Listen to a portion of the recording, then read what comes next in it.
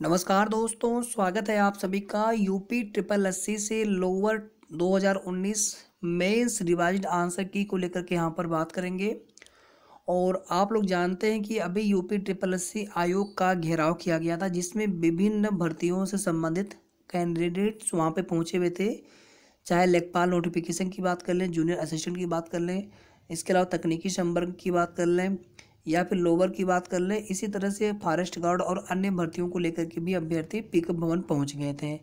उसके बाद दोस्तों अधिकारियों के माध्यम से कुछ चीज़ों को क्लेरिफाई किया गया और लेखपाल का तो नोटिफिकेशन ही आ चुका है फाइनली 8,085 पदों पर, और जिसमें देखेंगे मंडल स्तर पर भर्ती पूरी की जाएगी और आवेदन भी उसके स्टार्ट कल से हो जाएंगे। और पीईटी के जो सेफ स्कोर को लेकर के है उसको लेकर के हम एक सेपरेट वीडियो बनाएंगे लेखपाल नोटिफिकेशन के लिए, तो उसे आप ज़रूर देख लीजिएगा। तो यहाँ पर दोस्तों बात करेंगे लोअर 2019 मेंस को लेकर के, तो इसके लिए भी वहाँ पर कुछ जानकारी अधिकारियों के माध्यम से दी गई थी। मिड दिसंबर से पहले पहले तक ही साथियों इसकी रिवाइज्ड आंसर की को लेकर के आयोग में काम चल रहा था और जारी होने की संभावना थी। दिसंबर पूरा फिनिश हो गया, 2021 समाप्त हो गया, 2022 आ चुका है और अभी तक इसकी संशोधित आंसर की जारी नहीं हो सकी है। और अभी दोस्तों जो बताया गया था कि कभी भी आजकल में कभी भी इसकी रिवाइज्ड आंसर की जारी हो सकती है, तो मोस्ट प्रोबेबल चांस है कि आज कल में आपकी रिवाइज्ड आंसर की लोअर 2019 मुख्य परीक्षा की जारी की जा सकती है। 10 जनवरी से पहले के लिए बोला गया है। आज और कल में कभी भी रिवाइज्ड आंसर की लोअर 2019 मुख्य परीक्षा की जारी की जा सकती है। और यूपी ट्रिपल एससी आयोग की माने तो जो भी चीज़ें इनके द्वारा एक्सपेक्टेड बताई जाती है या तो बहुत ज़्यादा प्रेशर होता है, शासन का निर्देश होता है तब अलग बात है, अदरवाइज कभी भी चीज़ें समय पर देखने को नहीं मिल पाती हैं। अभी हम आज और कल की उम्मीद कर रहे हैं दोस्तों, ऐसा ना हो ये आज कल करते करते 10 दिन 20 दिन इसी तरह से निकल जाए।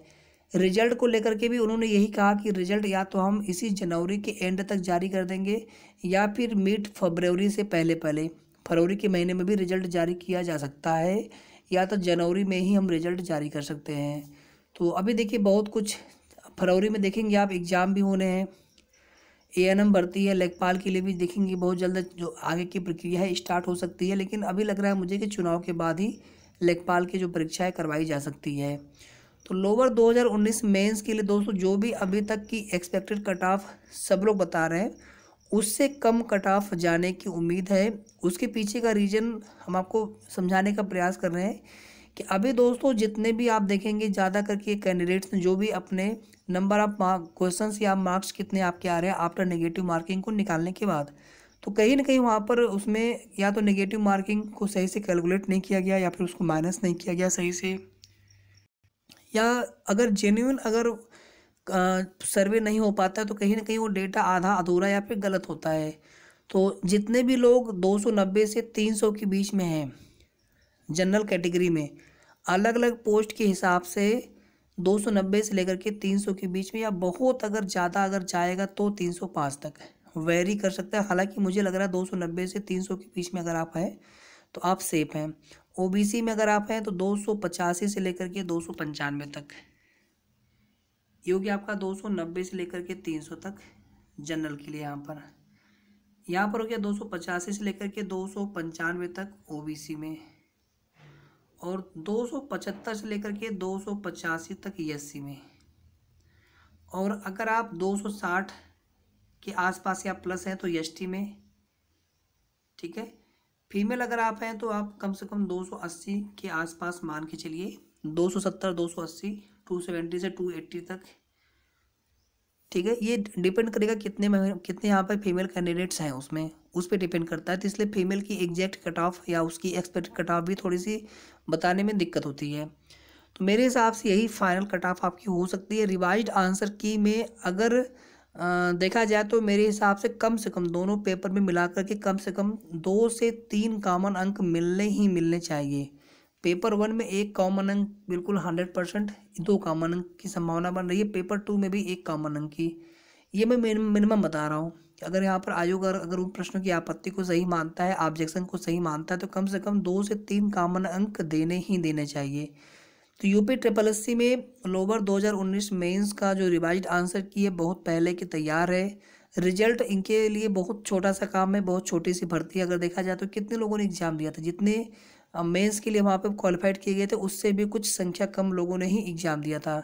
अगर चाहे तो ये 10 दिन के अंदर, सप्ताह भर के अंदर, 1 वीक के अंदर जो है ये रिजल्ट पब्लिश कर सकते हैं।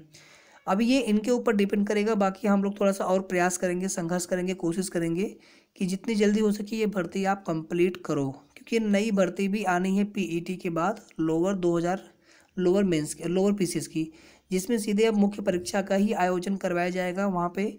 और पीईटी परसेंटाइल के आधार पर वहाँ पर ऊपर से अभ्यर्थी जो है जितने मुख्य परीक्षा के लिए वहाँ पर एलिजिबल माने जाएंगे आयोग की तरफ से, उतने अभ्यर्थियों के ही वहाँ पे शॉर्टलिस्ट करते हुए उनके ही मुख्य परीक्षा के लिए एडमिट कार्ड और उनसे ही आवेदन वहाँ पे आवेदन क्या फीस उनसे ही सबमिट करवाए जाएंगे। अब ये एक अलग प्रक्रिया यहाँ पे स्टार्ट हो चुकी है।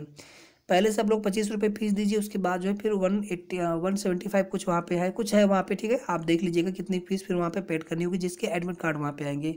बिना फीस दिए हम अपना एडमिट कार्ड डाउनलोड नहीं कर पाएंगे। तो दोस्तों यहाँ पर 10 जनवरी से पहले पहले आज और कल में ज़्यादा चांस है, आज कल या परसों तक मान लीजिए आप, ठीक है। तो आज और कल में ज़्यादा चांस है। बाकी मंडे तक हर हाल में लोअर 2019 मेंस की रिवाइज आंसर की जारी कर देनी चाहिए आयोग को नियमतः, जैसा कि उन्होंने बताया है।